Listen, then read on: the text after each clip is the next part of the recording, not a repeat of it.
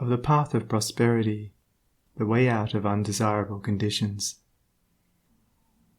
Having seen and realized that evil is but a passing shadow thrown by the intercepting self across the transcendent form of the eternal good, and that the world is a mirror in which each sees a reflection of himself,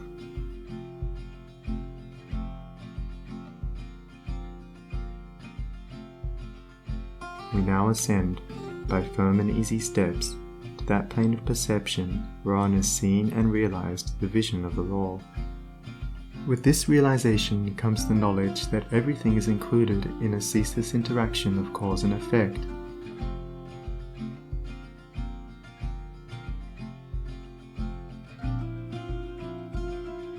And that nothing can possibly be divorced from law. From the most trivial thought, word, or act of man, up to the groupings of celestial bodies, law reigns supreme.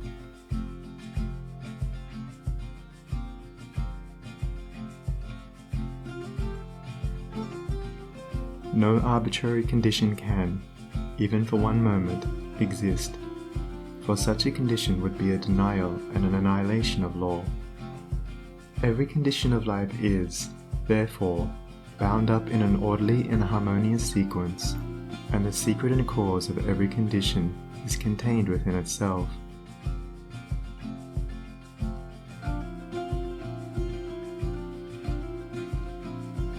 The law, whatsoever a man sows that he shall also reap, is inscribed in flaming letters upon the portal of eternity, and none can deny it, none can cheat it, none can escape it. He who puts his hand in the fire must suffer the burning until such a time as it has worked itself out, and neither curses nor prayers can avail to alter it.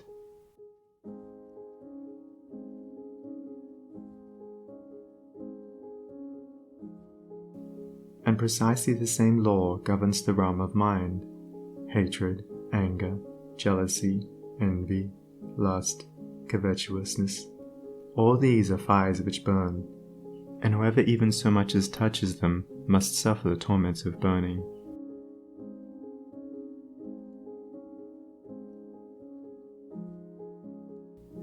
All these conditions of mind are rightly called evil, for they are the efforts of the soul to subvert, in its ignorance, the law, and they, therefore, lead to chaos and confusion within, and are sooner or later actualized in their outward circumstances as disease, failure, and misfortune.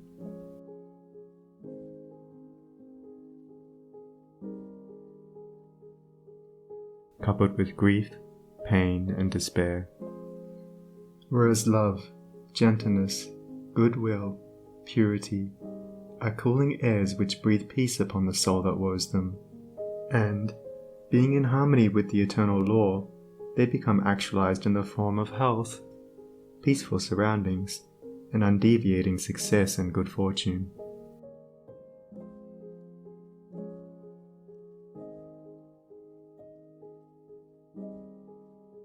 A thorough understanding of this great law, which permeates the universe, leads to the acquirement of that state of mind known as obedience.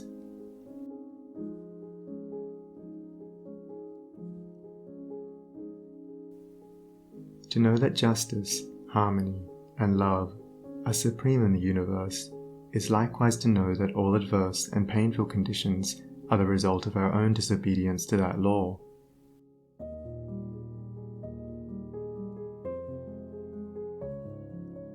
Such knowledge leads to strength and power, and it is upon such knowledge alone that a true life and an enduring success and happiness can be built.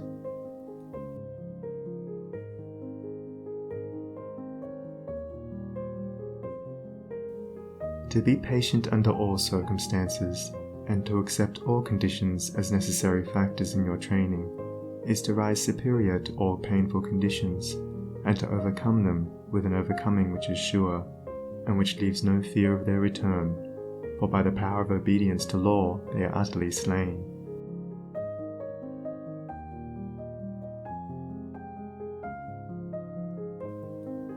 Such an obedient one is working in harmony with the law, has in fact identified himself with the law, and whatsoever he conquers forever. Whatsoever he builds can never be destroyed. The cause of all power, as of all weakness, is within.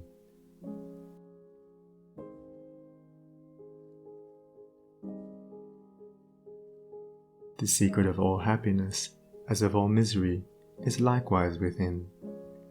There is no progress apart from unfoldment within, and no sure foothold of prosperity or peace except by orderly advancement in knowledge.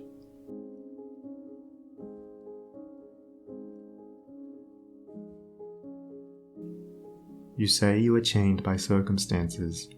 You cry out for better opportunities, for a wider scope, for improved physical conditions, and perhaps you inwardly curse the fate that binds you hand and foot. It is for you that I write, it is for you that I speak. Listen and let my words burn themselves into your heart, for that which I say to you is truth.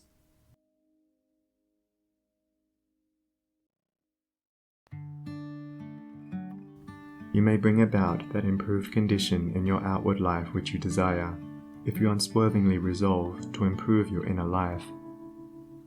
I know this pathway looks barren at its commencement. Truth always does. It is only error and delusion which are at first inviting and fascinating.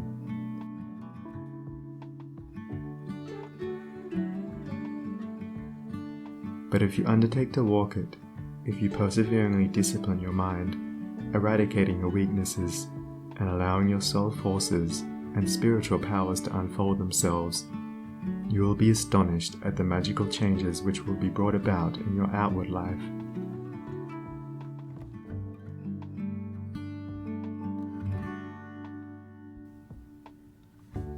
As you proceed, golden opportunities will be strewn across your path, and the power and judgment to properly utilize them will spring up within you.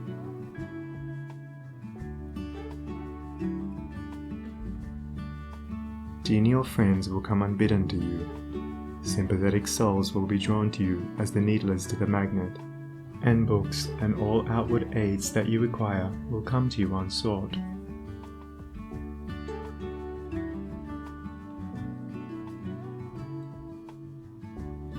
Perhaps the chains of poverty hang heavily upon you, and you are friendless and alone, and you long with an intense longing that your load may be lightened, but the load continues, and you seem to be enveloped in an ever-increasing darkness. Perhaps you complain, you bewail your lot, you blame your birth, your parents, your employer, or the unjust powers who have bestowed upon you so undeservedly poverty and hardship, and upon another affluence and ease.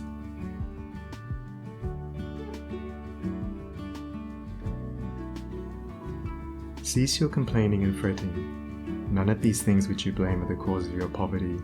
The cause is within yourself, and where the cause is, there is the remedy.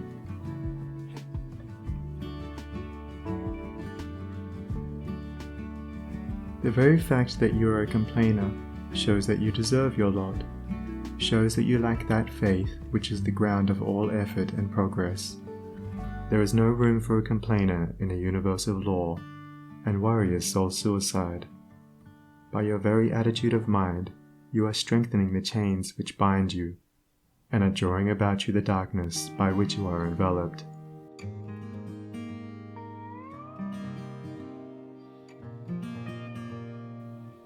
Alter your outlook upon life, and your outward life will alter.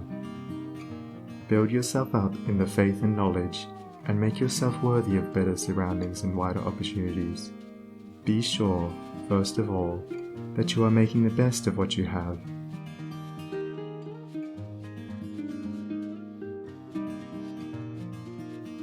Do not delude yourself into supposing that you can step into greater advantages whilst overlooking smaller ones, for if you could, the advantage would be impermanent, and you would quickly fall back again in order to learn the lesson which you have neglected.